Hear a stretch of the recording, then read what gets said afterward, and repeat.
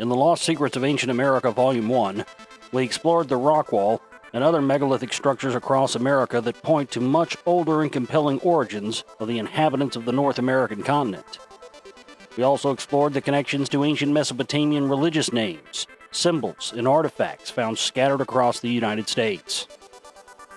Here in Volume 2, we will travel across the country to even more unbelievable sites and explore even further the advanced engineering and astrological skills of these ancient men of stature, whose existence has been a highly guarded secret for many years.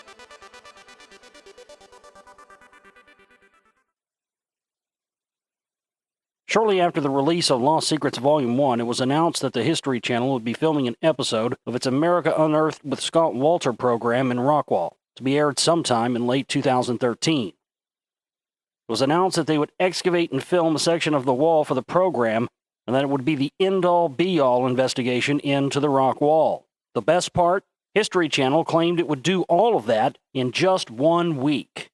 Immediately, red flags began to come up for me because of the months and months of digging described to me by John Lindsay and the arduous task of breaking through layers of blue shale before reaching the wall at all.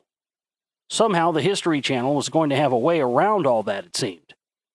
A few months later, more information about the situation appeared in the Rockwall newspaper, claiming that they had special advanced equipment donated by the Hyundai Corporation that would speed up the digging in ways not possible in the last dig, which began in 1999.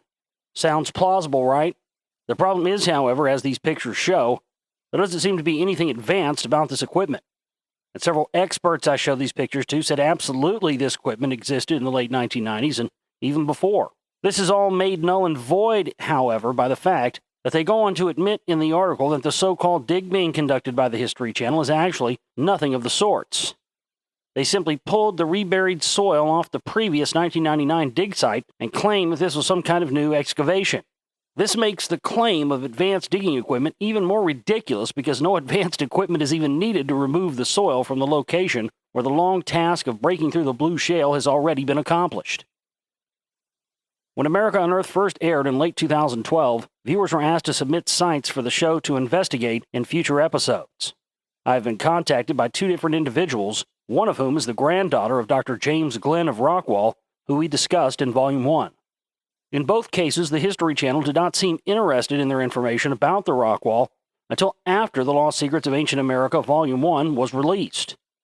It became quite clear that a top-down funded whitewash of the rock wall was being planned by the History Channel as a response to the explosive revelations discussed in Volume 1. There have been no mainstream scientific or media outlets interested in covering the rock wall whatsoever until now.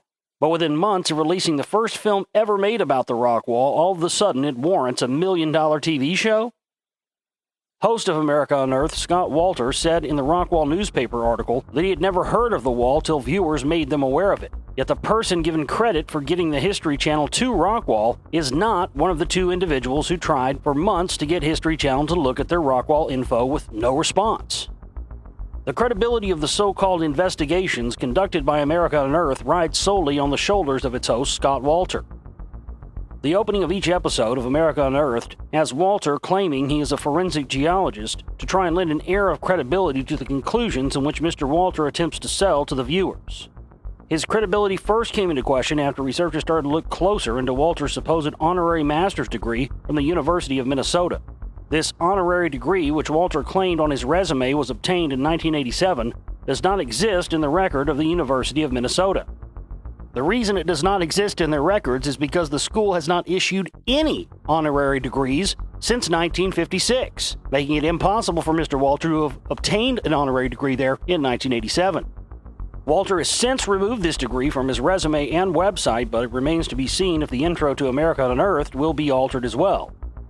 In the aforementioned Rockwall newspaper article, Wolter claims he had never heard of the Rockwall, yet in a book published in March of 2012, Scott Wolter contributes several chapters, but somehow misses the Rockwall information sandwiched right next to his own writing.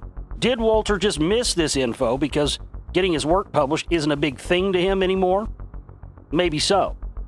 But in his online explanation of his honorary degree that doesn't exist, Mr. Wolter explains very clearly that getting his work published is a priority and that this degree was given to him to cheer him up after the death of his father in a diving accident Wolter claims was his fault.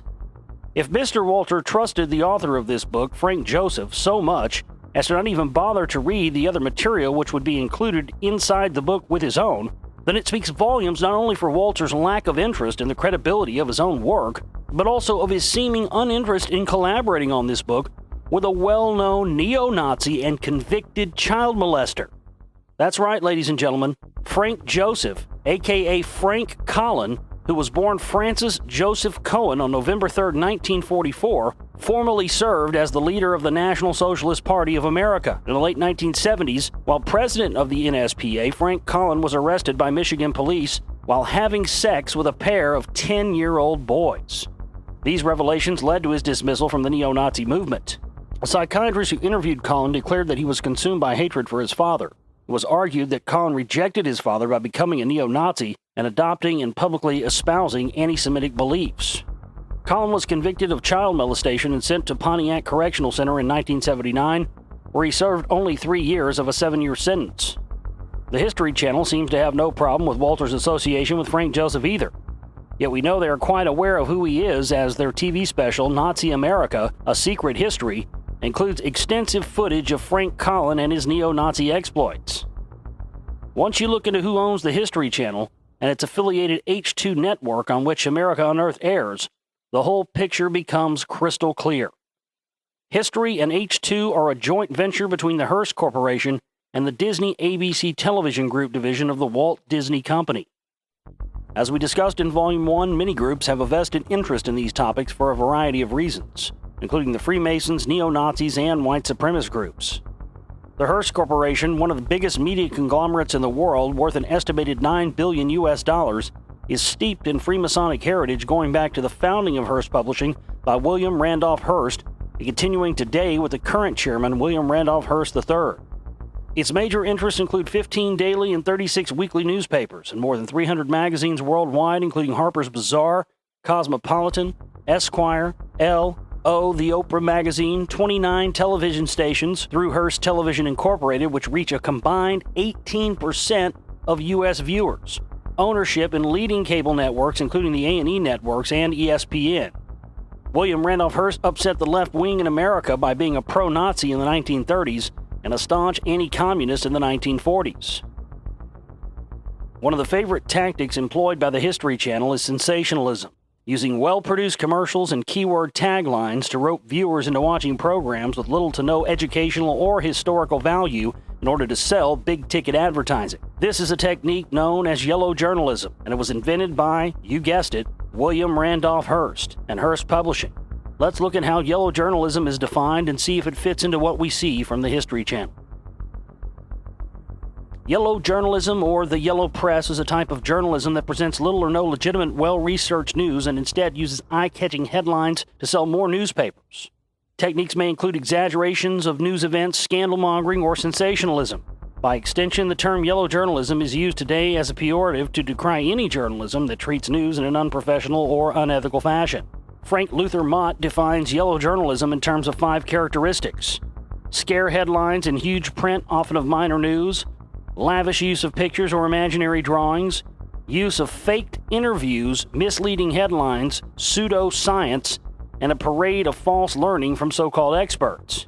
The Hearst Corporation is using the same tactics it invented for print media over 100 years ago in the modern media, television. They trick the public into believing they offer truth, then bombard them with commercials, leaving them with more questions than answers at the end of the show. Would you take any information you read in a magazine from a supermarket checkout stand as the end-all, be-all final word on anything? Then why would you take it from the History Channel networks, which are the modern-day equivalent? This is exemplified in History Network's use of Eric von Daniken, writer for the tabloid rag The Weekly World News, and his disciple Giorgio Tsoukalos.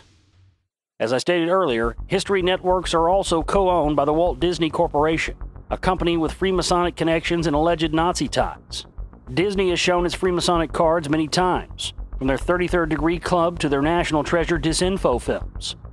When you combine all that with Walter's obsession with attempting to tie almost everything found in ancient America to the Knights Templar, and consider that the Freemasons were formed after the dissolution of the Templars, it becomes quite apparent that Scott Walter and America Unearthed are a disinformation vehicle for high-level Masonic interests that wish to keep these secrets from the public and keep the real truth of America's history quietly buried under human progress. Don't forget that Texas Congressman Ralph Hall from Rockwall also attended the History Channel's so-called dig. Hall, who is also a Freemason, is rumored to be in possession of the Sanders Stone, which we discussed in Volume 1. Clearly, the History Network's attempts to own and control the Rockwall investigation is a response to the information contained in The Lost Secrets of Ancient America, Volume 1. We will update this story with a YouTube video once the episode airs. Now let's continue our journey across America, as I seek out more clues of the advanced peoples who inhabited these lands in antiquity. It's a journey that will take us across 10 states to almost 20 sites, and we start by heading west to look for more clues of these ancient engineers.